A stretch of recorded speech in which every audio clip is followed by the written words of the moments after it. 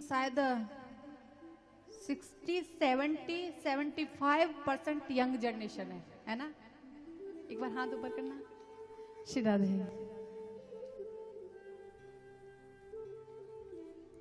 तो हमारी जो जनरेशन है, हमारे जो युवा हैं, वो बहुत ज्यादा भटक रहे हैं, भ्रमित हो रहे हैं, मार्ग को छोड़ रहे हैं, अनेक प्रकार के व्यसनों में पड़ करके अपना जीवन बर्बाद कर रहे हैं। क्यों? क्योंकि उनको ज्ञान ही नहीं है, उनको जानकारी ही नहीं है कि मेरा जीवन है क्या, मैं यहाँ किस लिए आया हूँ। उसको तो जैसी संगति मिल जाती है, जिस तरफ उसको मोड़ दिया जाता है, वो उसी में लिप्त होकर के आनंदित होता है, और उसके बाद उसको किसी की बात समझ में नहीं आती है। तो हम यहाँ जितने युवा हैं, अगर हम लोग संकल्प ले लें कि नहीं, हमारे टच में जो भी आएगा, जो भी इस प्रकार के किसी गलत कार्य में होगा, किसी की संगति गलत होगी, उसको हम रोकेंगे। हमसे अकेले नहीं रोकेगा, चार को लेकर के रोकेंगे, इकट्ठे होकर के रोकेंगे। हमारे युवा को जागृत होने की बहुत जरूरत है, क्योंकि फिर पछताए होत कहा जब चिड़िया चुग गई खेत।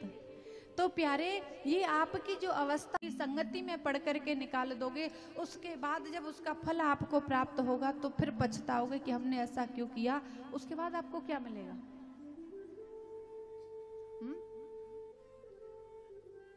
उसके बाद कुछ प्राप्त कर पाओगे क्या? क्या लौट पाओगे क्या? भगवान से कह दोगे ठीक है, मैं 25 साल का उस समय था, आप मुझे दोबारा 25 साल में भेजो, अब मैं गलत काम नहीं करूंगा।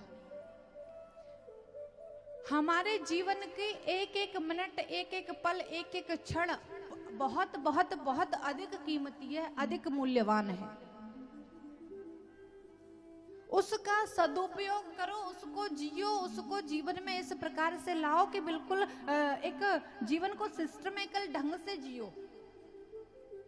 बेकार में मत निकलने दो कुछ भी, बिल्कुल समय व्यर्थ में मत जाने दो कि कोई बात नहीं, आज नहीं कल ना। जागरूक हो जाओ अपने लिए। तो जो कार्य, जिस कार्य को करने पर हमें बाद में पछताना पड़े, उस कार्य के लिए हम पहले ही सचेत हो जाएं। हमारे युवा भाई बहन अगर पहले ये सोच लें कि इसका परिणाम ये होगा, तो शायद हमारी युवा जनरेशन से सारी बुराइयां नष्ट हो जाएंगी। क्योंकि मैं जहां भी जाती हूँ, अधिकतर ये कष्ट है लोगों को कि बच्चों की संगति खराब हो रही है, और ये सही भी है। माता पिता मेहनत कर रहे हैं, परिश्रम कर रहे हैं, उसके पश्चात आप क्या करते हो?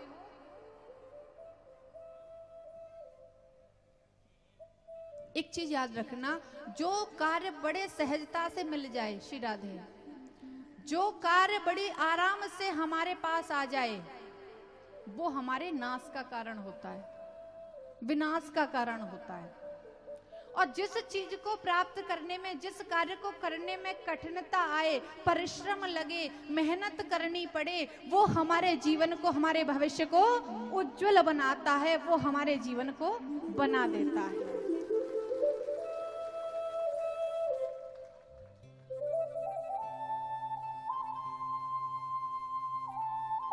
क्योंकि गलत कार्य को करने में कोई मेहनत नहीं करनी पड़ती, कोई समझाता भी नहीं है, बड़ी जल्दी दिमाग में बैठ जाता है। क्यों? क्योंकि उसमें कुछ करना ही नहीं पड़ रहा है। और जब भी आप सदमार्ग पर चलोगे, सही कार्य करोगे, उस समय आपको मेहनत की आवश्यकता पड़ेगी। पढ़ाई भी करोगे, अध्ययन भी करोगे तो आपको लगन से करना पड़ेगा, उसके बाद ही तो आपको फल मिलेगा। देर में जो फल मिलता है वो अच्छा होता है, और तुरंत मिलने वाला फल वो हमारे लिए बहुत अधिक अच्छा नहीं होता है। तो हमारा युवा वर्ग जो है, इस चीज पर ध्यान दे, अपने जीवन का मूल्य समझ के उसका उपयोग करे। क्योंकि मन के हिसाब से नहीं, मन एक ऐसी वस्तु है, मन एक ऐसी क्रिया है कि वो हमें भटकाती है, वो हमें भ्रमित करती है।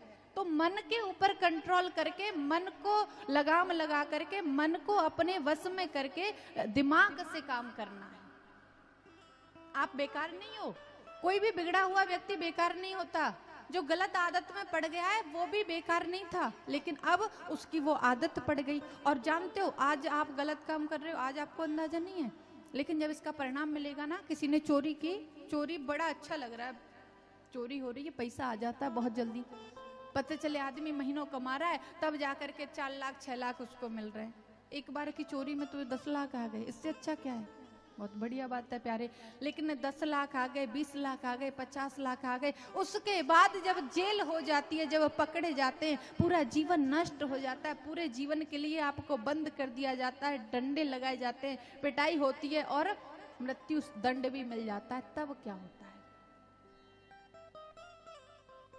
हमारे द्वारा किए गए बुरे कार्यों का परिणाम आगे जाकर के हमें बहुत बुरा मिलने वाला है। इस बात को सभी युवा वर्ग बहुत अच्छे से अपने दिमाग में बिठा लो, चाहे वो कोई व्यसन हो, चाहे वो कोई हमारे द्वारा किया गया कार्य हो।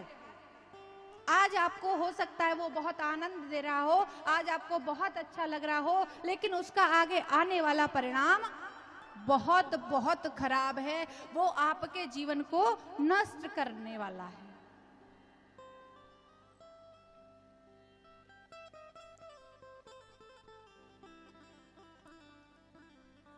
श्री राधे में आए हो, जीवन आपका है, उसको समझते हुए अपने लाइफ के डिसीजन लें और उसमें भी अपने बड़ों का, बुजुर्गों का आशीर्वाद साथ में रहे।